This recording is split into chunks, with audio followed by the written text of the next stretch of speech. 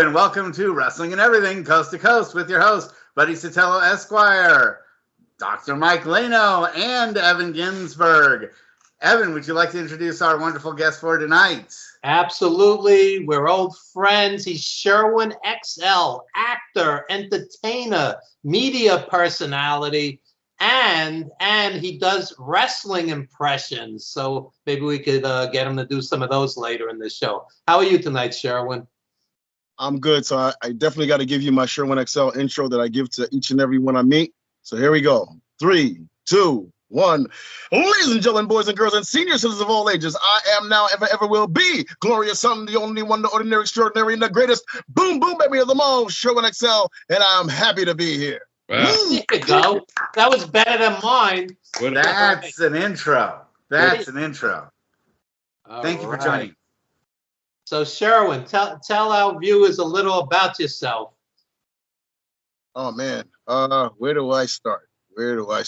Well, first and foremost, thank you for having me on the show, gentlemen. I'm an actor, comedian, host, and most recently I became a casting director for this film called Crazy and Deranged, that I'm also going to be acting in, and I'm the, like I said, casting director and production, taking care of the production aspect of it as well on the set, production set manager. And I've been doing stand-up comedy for it's like, you're mighty old here. From 1999, 2000, I started doing stand-up comedy. But I was doing music, and I was in the hip-hop game with one of Wyclif's cousins in an alternative R&B group that I was doing choreography, songwriting. I was rhyming in the background and also doing a little bit of background singing. And we performed for KTU. Thanks to my friend who's gone now, DJ Spinbad, and of the Cold Cuts crew, because he used to spin with DJ Jazzy Jeff, and I've had a good time. I've performed for the Lyricist Lounge, the Apollo Theater, which just recently I just met Billy Mitchell, who's he calls himself Mr. Apollo. I just recently met him. And it was in person finally, because I only talked to him on the phone, so it was really nice to meet him.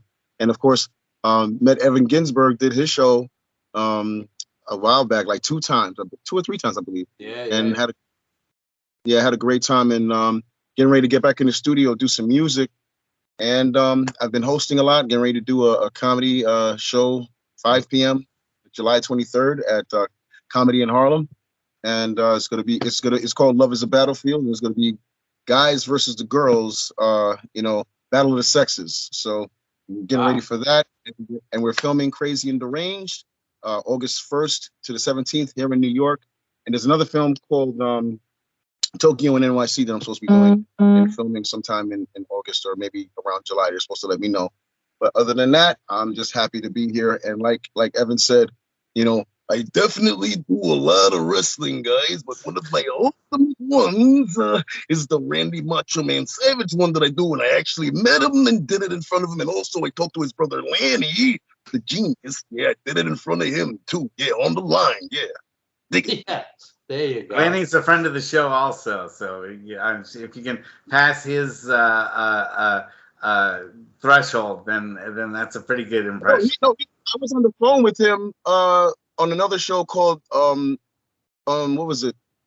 Under the Mat Radio, and he gave me his blessings. There you go. I got his blessings, and I also got his brother's blessings when I first met him, because Randy, when he dropped that hip hop album, Be a Man, there was a kid in front of me and was doing his voice, and the kid was done. I walked up with my friend Donnie at the time, and I walked up and said, that kid did your voice pretty good, but I do it a whole lot better, yeah. And Randy looked at me, and he looked at Crush, and he goes, I've heard a lot of people do my voice, but damn, you got it. What's your name, man? And he autographed my CD. Yeah, so always loved doing his voice, and I just recently started doing this one, because when I heard Randy's voice, he reminded me of this gentleman that I'm about to do. I'm sure you guys know who this is. And I did it on my TikTok as well. Oh, everybody, it's the Wolfman here on live with my buddy Evan Ginsberg. Yeah. Oh. There you go. I miss Wolfman Jack. I totally miss Wolfman Jack. I love that guy's voice. When I was a kid, I could not do his voice for anything. So you know how happy I was that I was able to do it now. I was too ecstatic, too ecstatic. But okay. I'm having too much fun. Um, basically, I've just recently last year I worked with a young lady by the name of Vidita Hanley. Did a fashion show, hosted it, and it was with Nicki Minaj's mother, Carol Mirage. Mm. And I also I'm a student, and my mentor, he's no longer here. My mentor was Harris Hayth, who he has a song called "Show Me the Way," and he wrote the book "Growing Up Laughing" with Eddie Murphy. That was my mentor, and we did a film together called The Starks Coalition, which won 4 awards at the Atlantic City Cinefest Film Festival. And we also did a documentary called Land of the Legendary, Roosevelt Strong Island, which is about Long Island, like out here in Roosevelt, Hempstead, and the area of Freeport. And basically, I got to work with his mentor, who was the 2-time Emmy Award-winning media icon and news anchor, Bill McQuarrie, which I know everybody remembers him when he used to do the little commercial. It's 10 p.m. You know where your children are. So that guy, I got to work with those gentlemen, and it goes on and on. But go ahead, guys. Any other questions? What's going on? Yeah, Sherwin, you mentioned an event where it's going to be male comedians versus female comedians. Back when I was a kid, and Michael attests to this, you could count the famous female comedians on maybe 2 hands.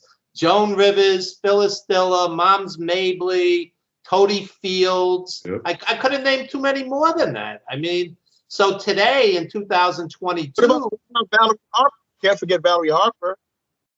Well, Mary she was Tyler more Moore. an actress than a stand-up comedian. And don't forget Gilda Radner.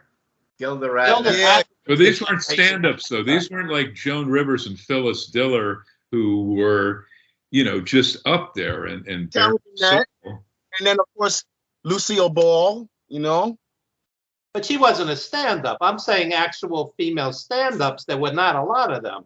Yeah, we're talking like Rita Rudner, Lisa Lampanelli types. Oh, yeah. Well, listen, I think where I'm going from is like I used to see some of these TV specials. Like, let's just say it was a Bob Hope special. I would see like Phyllis Diller and Lucille Ball, and they would do sets. I know it's not actual comedy sets, but that's what I looked at it as, that they're on TV and they're there, and you would see Tim Conway, Harvey Korman, Flip Wilson, Richard Pryor, and sometimes Red Fox.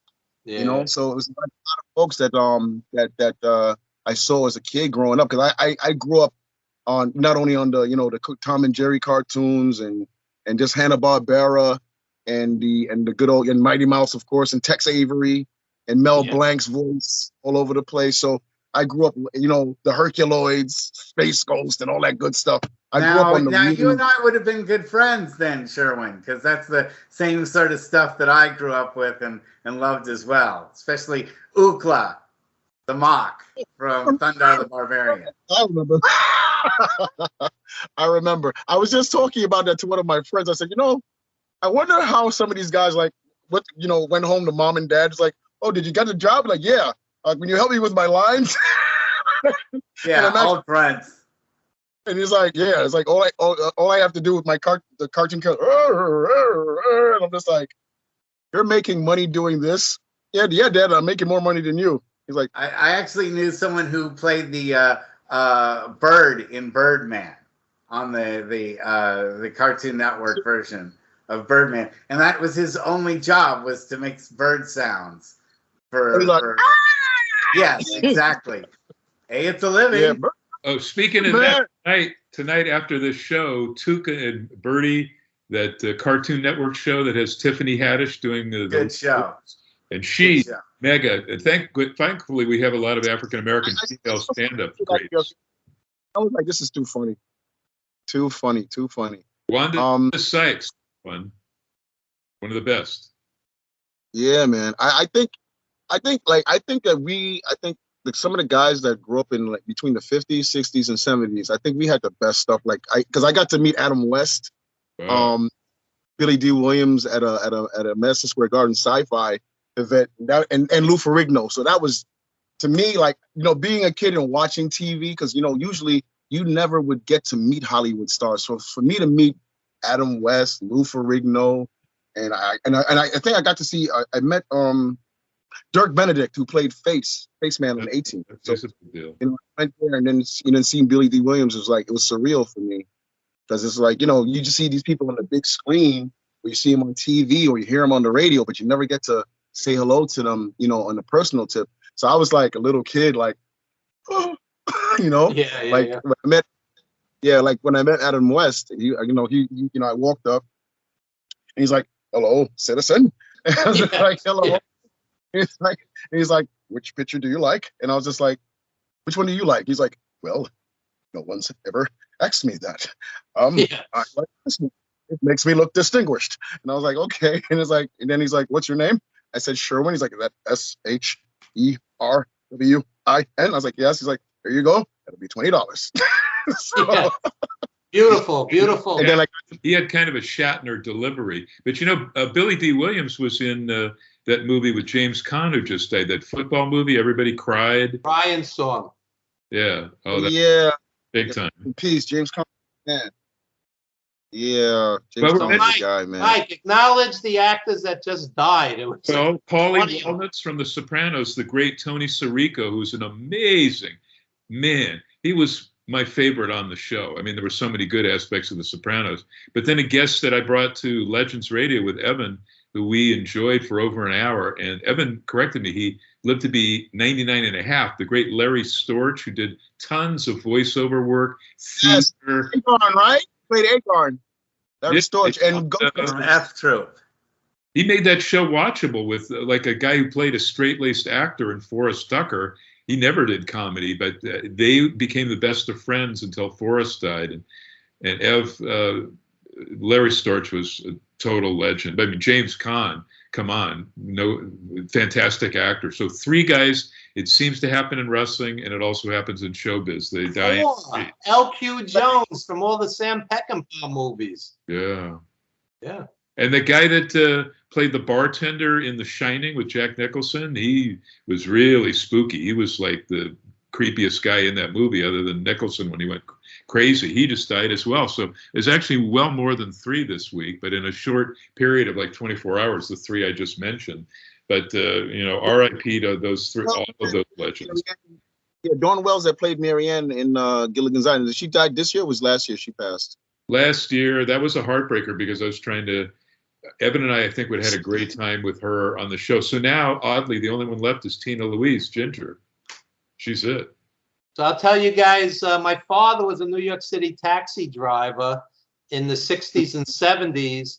And he said, New Yorkers are so jaded, we always see celebrities. He said the only people that stopped traffic in the 60s and 70s was Muhammad Ali, superstar Billy Graham, because nobody looked like him, and Tina Louise, because nobody had a body like that back in the 60s. Yeah, seriously. He said they would stop traffic. People would get out of cars. There's Muhammad Ali, there's Billy Graham. There's Tina Louise, yeah. Let me say this very quickly. Skipper Alan Hale Jr., because his dad was a famous actor, but he actually had a restaurant in L.A. I wish I would have dragged Evan to it. Skipper Alan Hale's Lobster Barrel on La Cienega, Restaurant Row. And you see him there. He was like Joe Louis. He was like, the maitre d', the welcoming guy when you come in there, and you get to see the skipper, and every time ask him to autograph different pieces of stuff, and he was more than accommodating. He was a great, great guy. One of those old guys.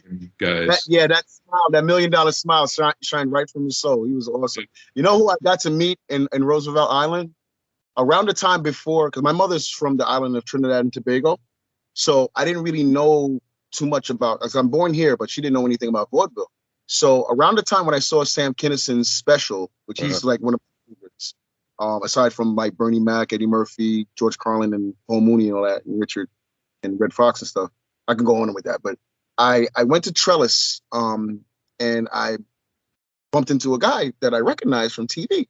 So I was talking to him. I said, hey, I'll tell you his name in a second. So I said, yo, do you know what vaudeville is? What vaudeville is? He's like, because I just looked at Sam Kinnison's comedy special, and he did this joke where he says, do you promise to love, honor, and obey? And he goes, I sure do. He's like, hey, who's doing that? Doing rim shots. This is a wedding. So he goes, he looks at me, and the person that said this to me was Al Grandpa Lewis from the Munsters. Oh, He takes a cigar and he goes, what? You're trying to be a comedian and don't know what vaudeville is? He's like, sit down, kid, you're in bad shape. So he starts telling me I should watch Chitlin Circuit, vaudeville, the Ziegfeld Follies, and he said, watch that stuff. And he said, you know, because I was asking him, well, when you were growing up, what did you do?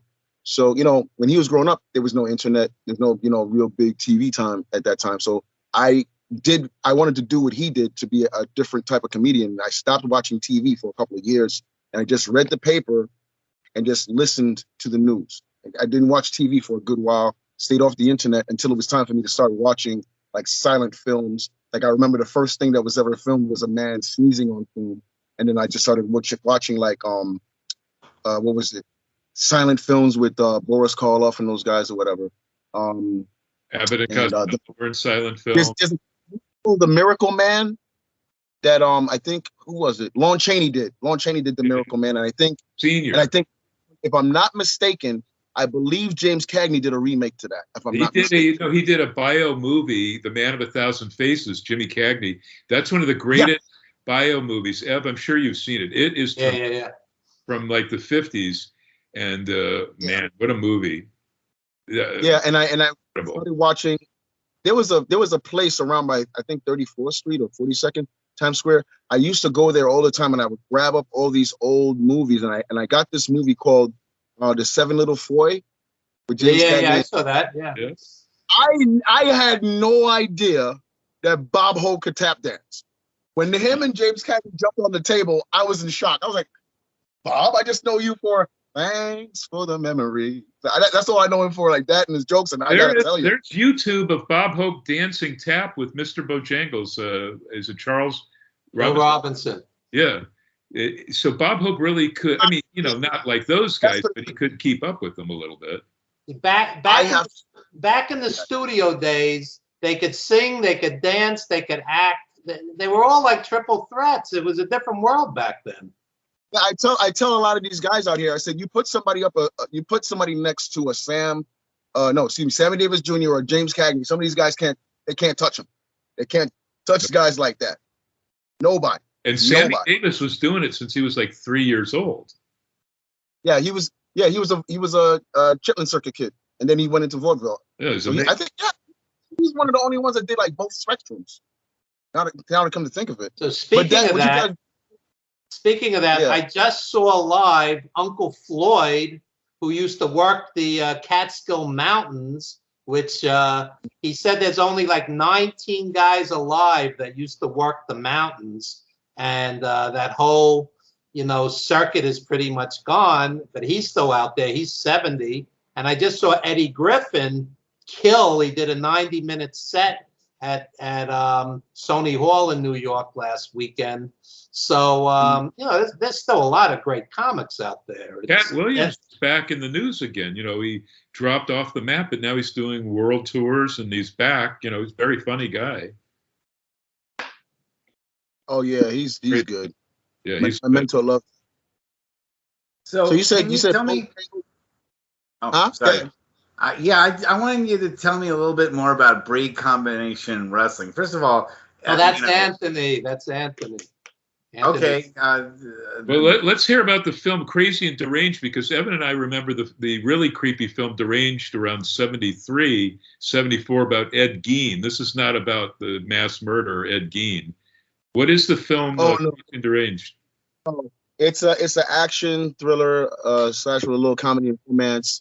It's done by a gentleman by the name of Bertoni of Tony L. Tone Entertainment and Derek For Real Productions. Is basically a film about a guy who used to be, in the street life, kind of like a 50 Cent when he did what was it, Get Rich or Die Trying, right. But turns into but they show not the crappy stuff. They showed it when he's redeemed himself and he's doing good, and he gets into music. He does well with music.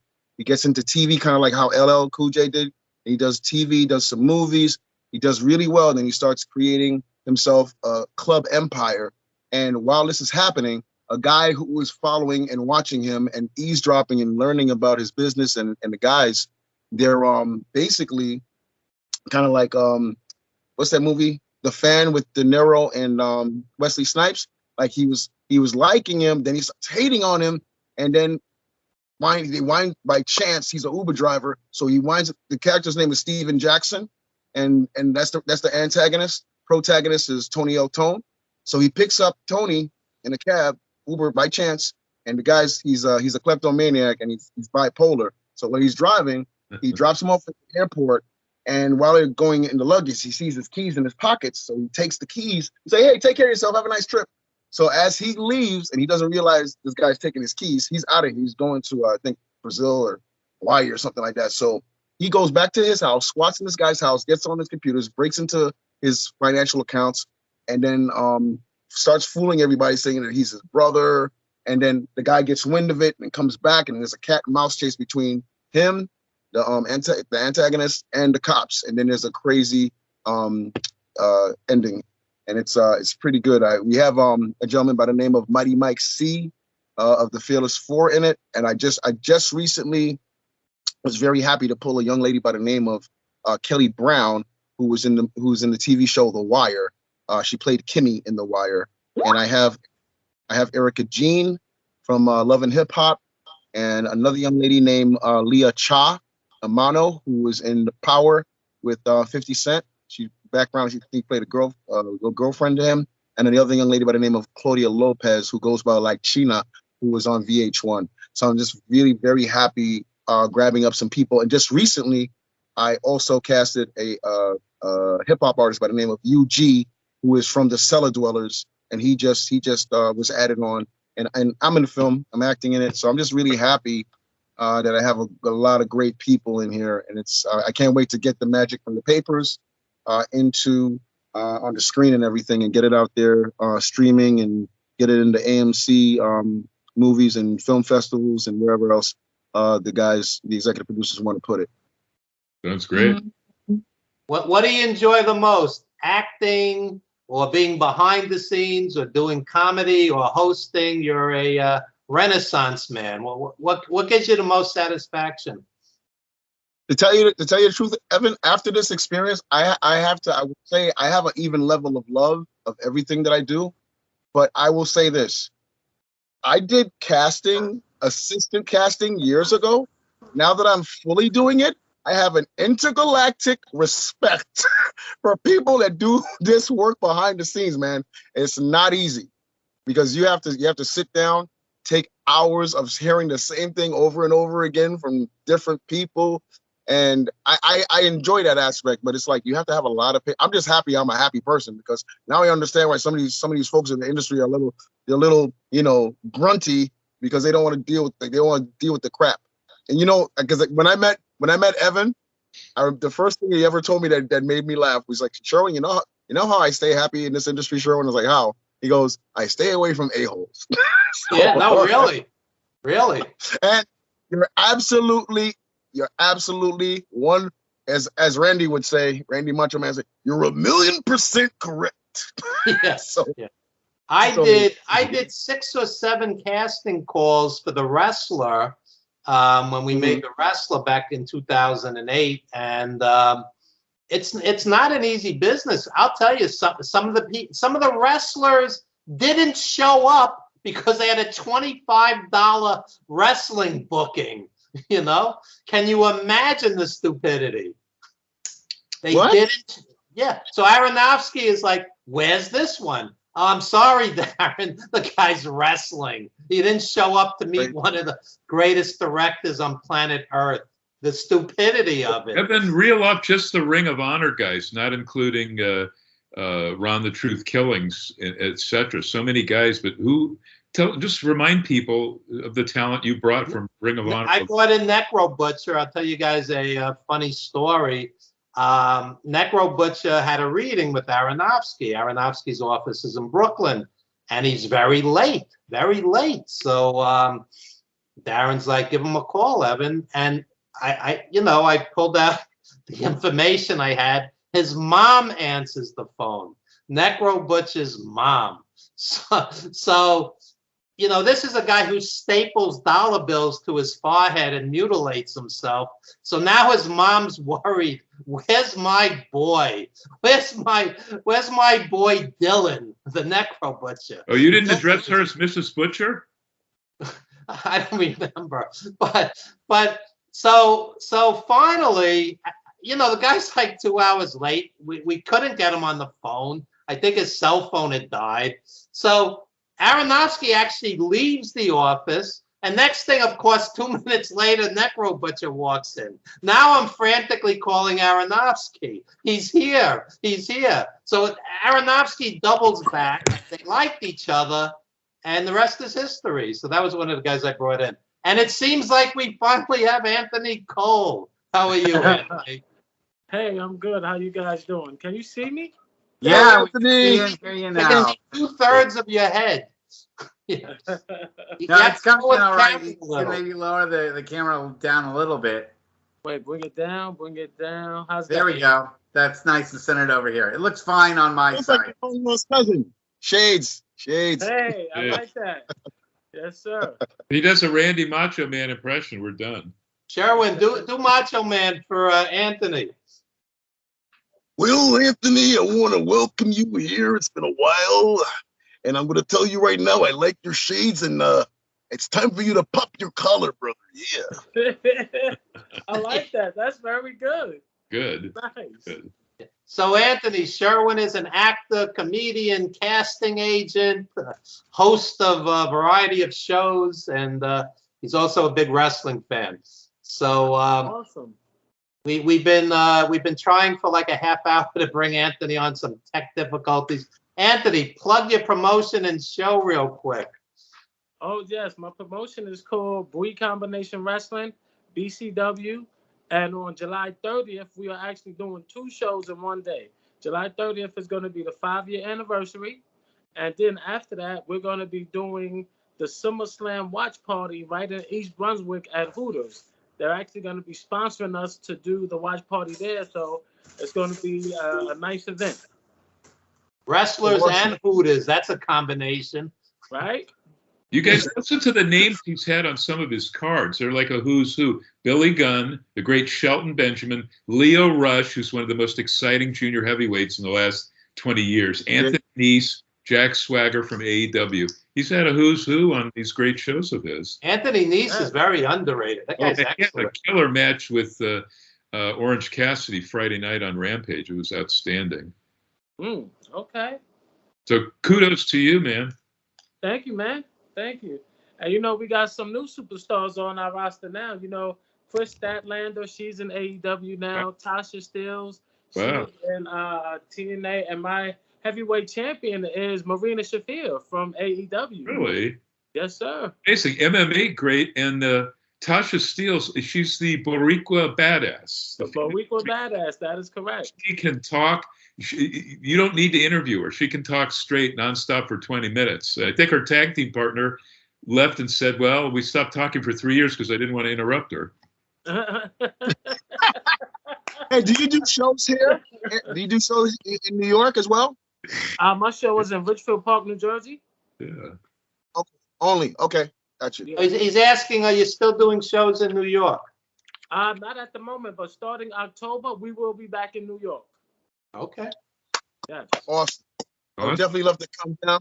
And if you have room for somebody to do like ring announcement, I would love to do that. I actually did one for boxing in Hempstead, Long Island one time. I would love to do something for a wrestling ring. Oh, awesome. Okay, definitely. Once we come back to New York, I'll definitely let you know.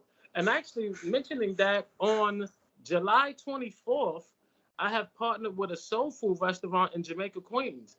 And we are going to be doing a barbecue. It's 15809 160th Street. And I'll send you guys the information on that. It's going to be July 24th from 3 p.m. until. We're going to have some comics there, a couple of hip-hop acts, and then, just enjoy the day. I'm out in San Francisco, so it would take me a little bit of a while to drive on out there from SF. What's the name of the place you said?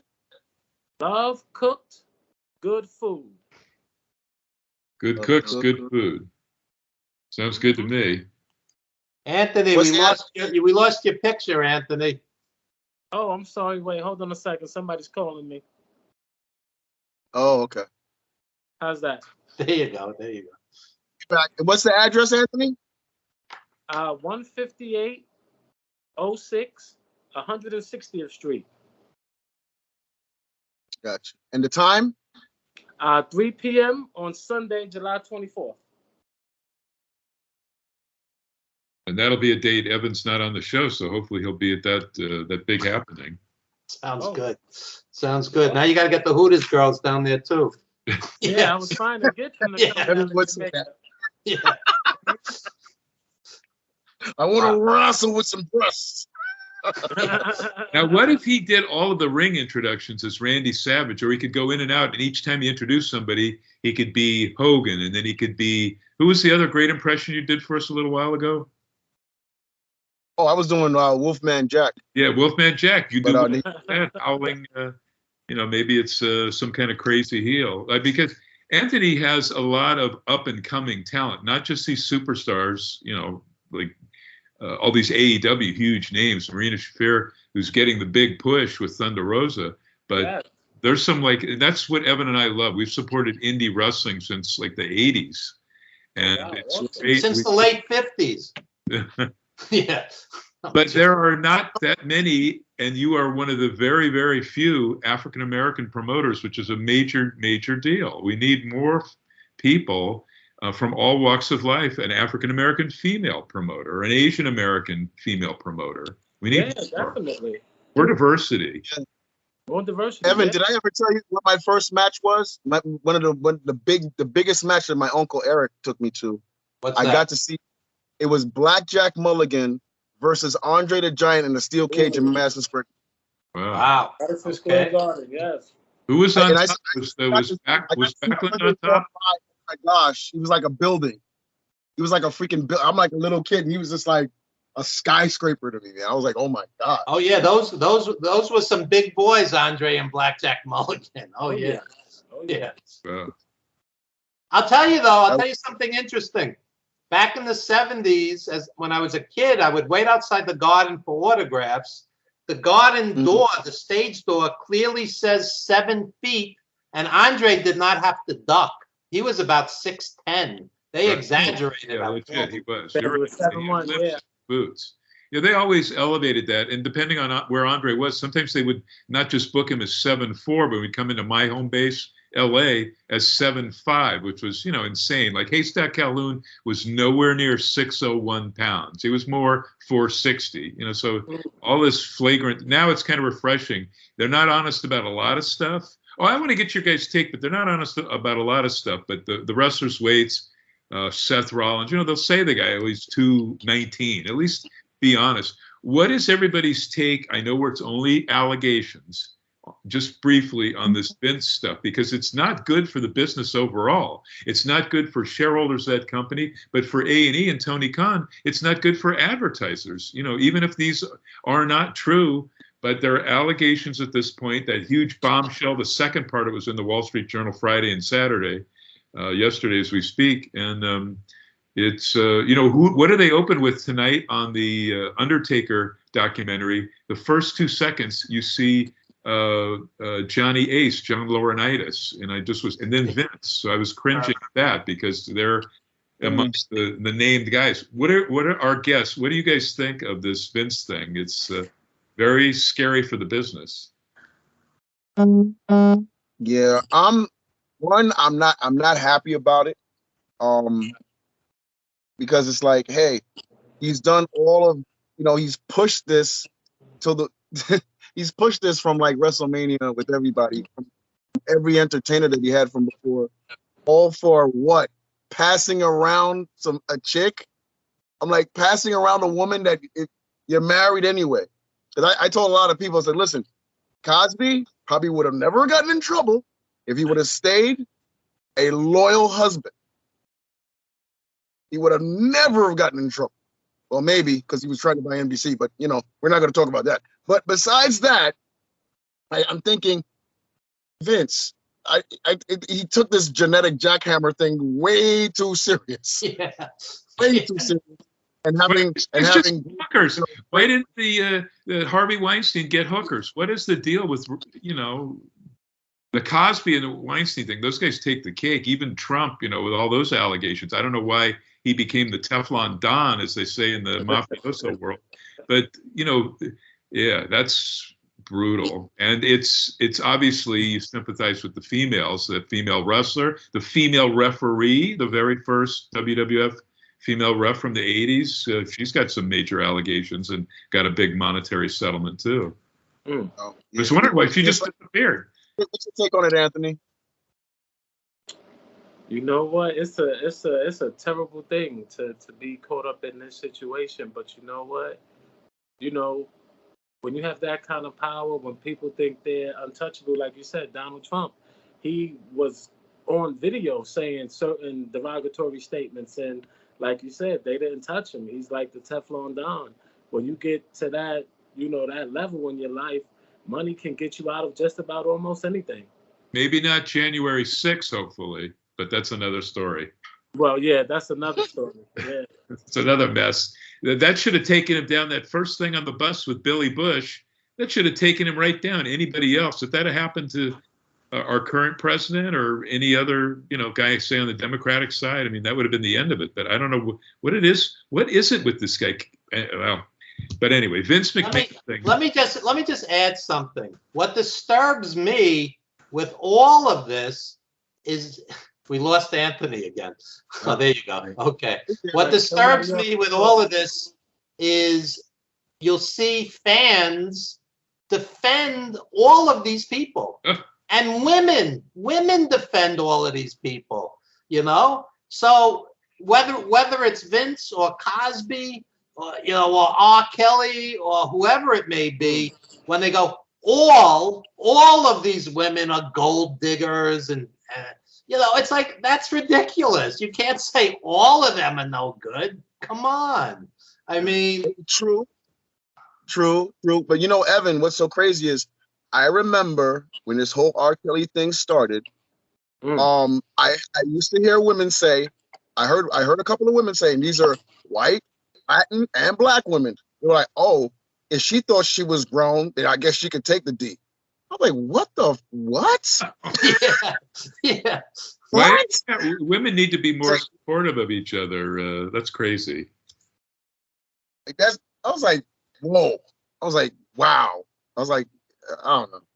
But the thing about it is, everybody wants to jump on everybody from the past, talking about Elvis got married early. Jimmy Lee, Jerry Lee Lewis. Lewis, yeah, with his 13. I'm getting ready to say Charlie Chaplin before him. Yep. But I don't know. It's like some of the back then they didn't really, do anything. But this guy was Jerry Lee Lewis's career was really, pretty much destroyed by that. He just wasn't locked up, but it wasn't that he got off, It's a different era now, when even like a relative sort of nobody in entertainment, Lori Loughlin, does jail time. Over that, at my alma mater, USC, paying her way for her 2 kids, and her daughter didn't even want to go to school there. She just wanted to party. So what was the point, in sacrificing all that as a mother? It's a nutty world now. You think it's because of the paparazzi and the thing, social media, like stuff is just out there, and all these folks are getting outed. We had the Me Too movement, and people, particularly in wrestling, they're done. Joey Ryan, he won't even work at this point. Saw that stuff. Well, I once heard CNN say, what children intake on TV is what they'll become.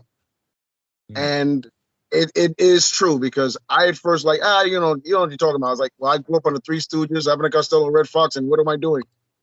Comedian. But that's about as good as it gets. Yeah, but here's the thing.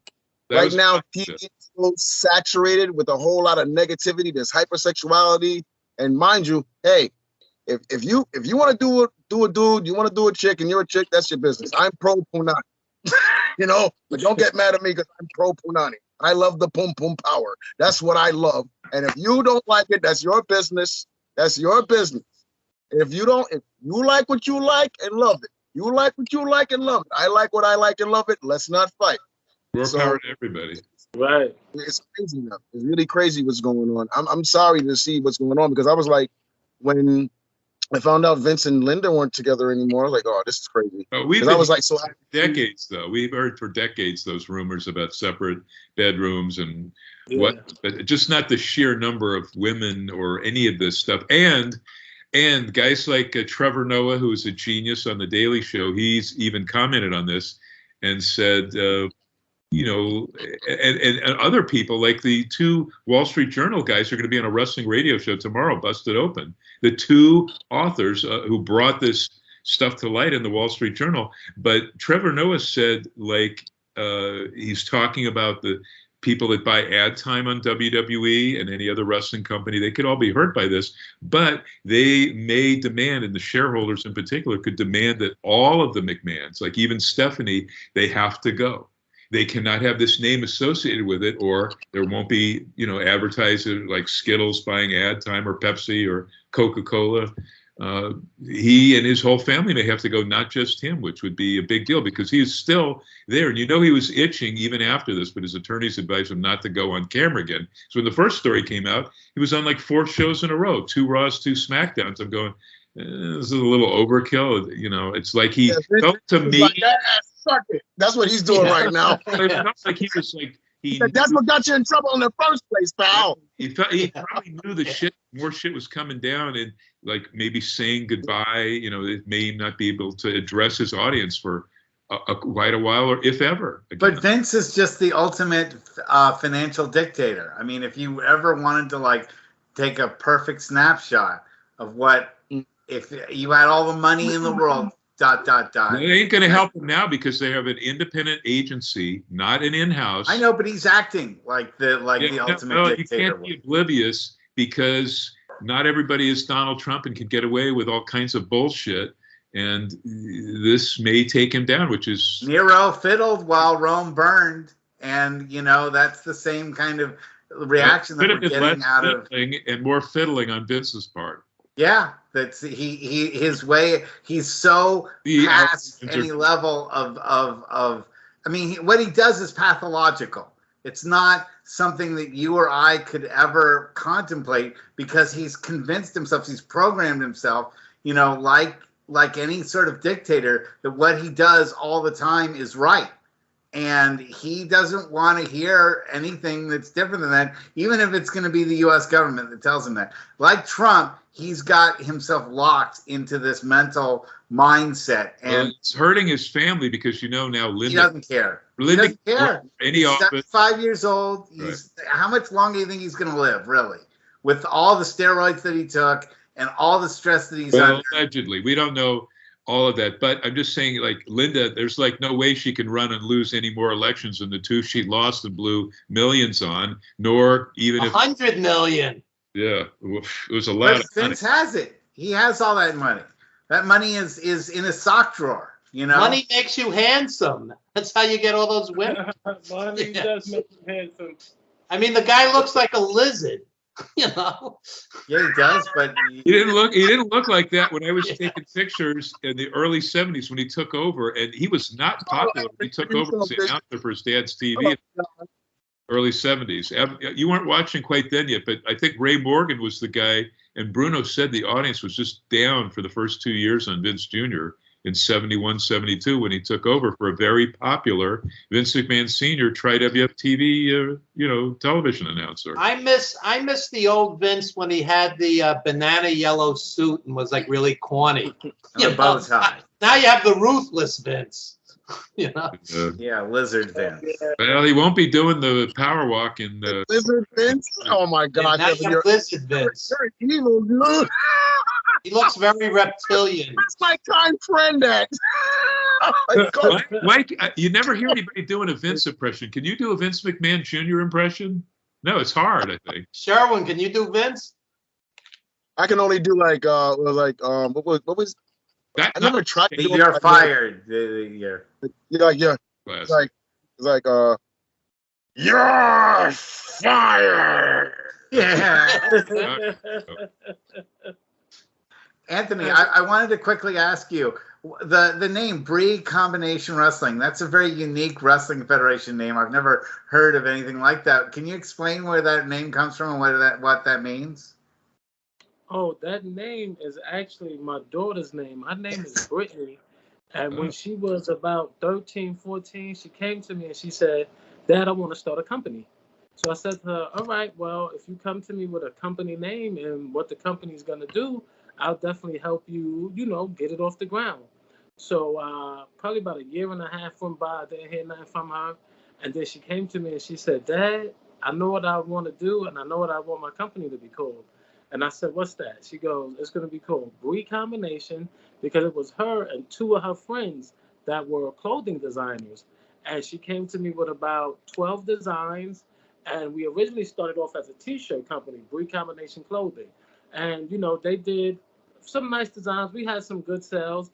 And then two of her friends, they decided they didn't want to do it anymore because, the more successful you become, the more work you have to do, right? So they didn't want any part of that. But my daughter said, Dad, I want to keep the company going.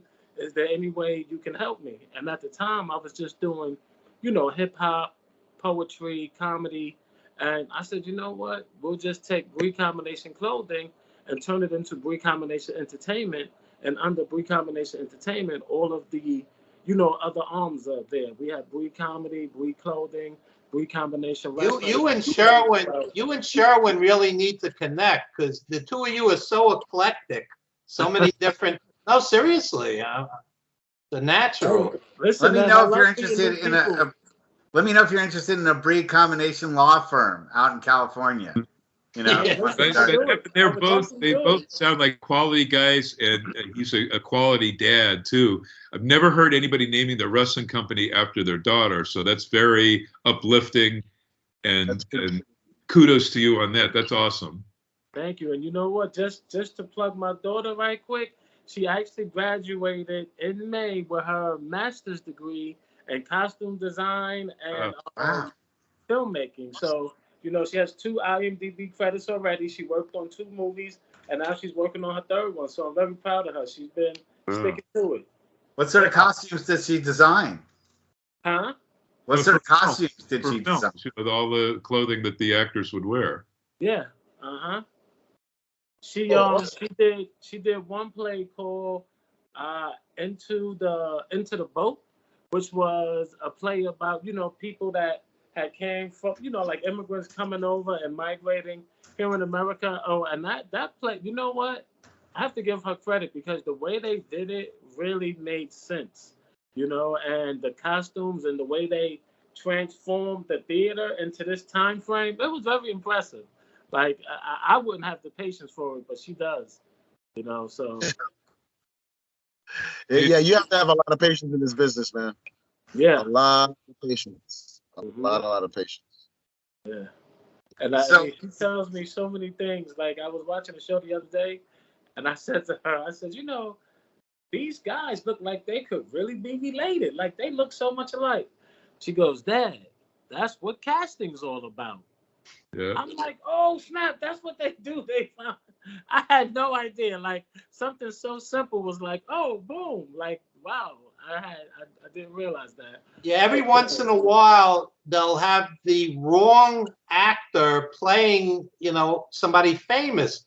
Like when I saw the Ali movie, that entire movie, I go, Will Smith doesn't look like Ali. He looks nothing like him. Right. What's that? I just want to interject. The lady that did The Matrix, she actually did want Will Smith to play Neo originally. And it's funny because she said that Neo was originally, like kind of like a Black Panther type thing. And she said that she wanted Will Smith to play Neo, but funny, he didn't want to do it. And he wound up playing Ali. So she felt like that because she was actually engaged to Muhammad Ali. I don't know if you knew about that. Oh, wow. I didn't know that. Yeah, sometimes the actor looks nothing like the person they're playing, and it just doesn't work. And other times, the actor's so great it doesn't even matter. You say they don't look exactly the same, but you go, suspension of disbelief. Yeah. Well, you have your whole story about Nick Cage possibly being in The Wrestler instead of Mickey Rourke. You know. Really? Maybe not. Yeah. The Yeah, I met up with Nick Cage one night when we were working on The Wrestler because we couldn't get the funding we needed with Mickey, and but he looked too healthy, Aronofsky said. Nick Cage at the time was 43 or 4, and he was ripped, he was, and Aronofsky's like, he looks too healthy. He's not the right guy for the part, I want a broken shell of a man. Oh, I mean, Mickey looked the part. He really did. Yeah. Yeah, he did great. He killed it. He killed it. He did his thing on. He did his thing on that. Yeah. So, talking about daughters, my daughter she just turned 20, and right now she wants to start either a daycare. She's thinking either in between a daycare center, or she might start her own trucking company. So I don't know. Never do daycare at wrestling shows because parents sometimes stuck with their kids who don't belong up there, maybe not seeing that stuff. I think it'd be a perfect, brilliant idea. You could marry wrestling with daycare. Yeah. That would work. And I'm sure there's a market for that. Yeah, there has to be, because sometimes you don't want a three watching a Nick Gage match against Chris Jericho in AEW. That's a little too violent for 2 or 3 years olds. So that's where daycare fits in. That'd be perfect. Give them real soft folding chairs. They can hit each other with them. Nerf folding chairs. Nerf folding chairs. Right. Oh no, he does. Well, guys, it's getting a little late. So why don't you both plug anything you want to plug? Anthony, why don't you start? Okay, July 24th. Join us for the cookout. Hosted by Anthony Cole and Dirty Heels. It'll be at 15906 160th Street. July 24th, starting at 3 p.m. until. We're going to have comedy, hip-hop, probably even a live band there. I'm working on that right now. And then the 5-year anniversary, July 30th, that's Saturday. We are doing the show from 3 p.m. to 6 p.m. And then at 6 p.m., the party bus is loading everybody up. And we're going to East Brunswick Hooters to do the SummerSlam watch party. Everybody's invited. Tickets are available on Eventbrite as we speak. And a barbecue on July 24th is free. So come on out and have a good time. Is there a website for it? Say it one more time. Is there a website for the combination.com, right? Brii, BRIICW.com. BriiCW.com. Okay, great. Sherwin, what do you want to plug? Oh, definitely. Comedy in Harlem at 508 East 117th Street, Harlem, New York 10035, July 23rd at 5 p.m. It's going to be a battle of the sexes, and we're going to have a young lady by the name of Melissa LaQuisha Green. She's going to be co-hosting with me. And we're getting ready to get down and get dirty in battle. We have a young lady by the name of Kimmy J. Messiah.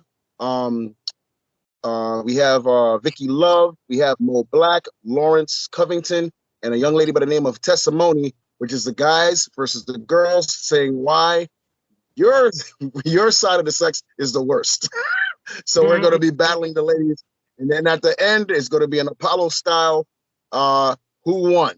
So it's either going to be us guys or it's going to be those girls, and it's Kevin Samuels inspired.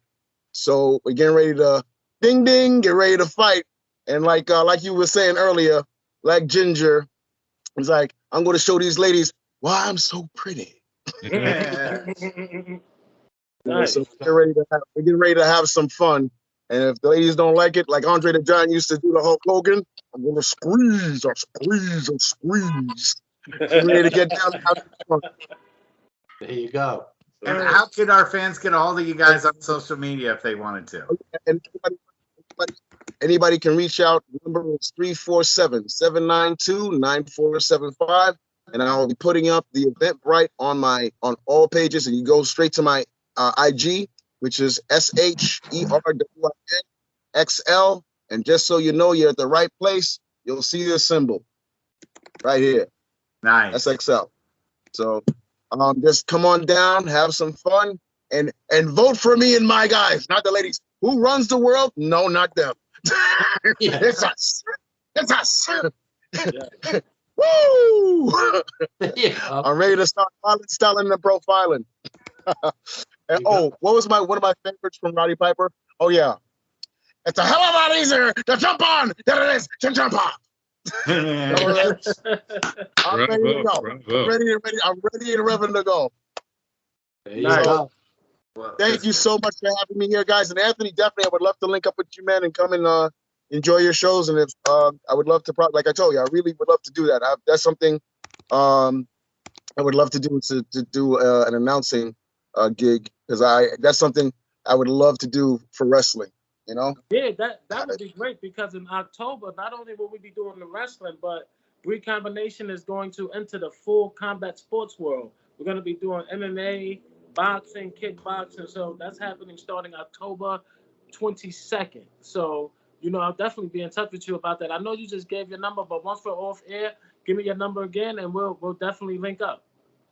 All right. Well, it's great having you fellas.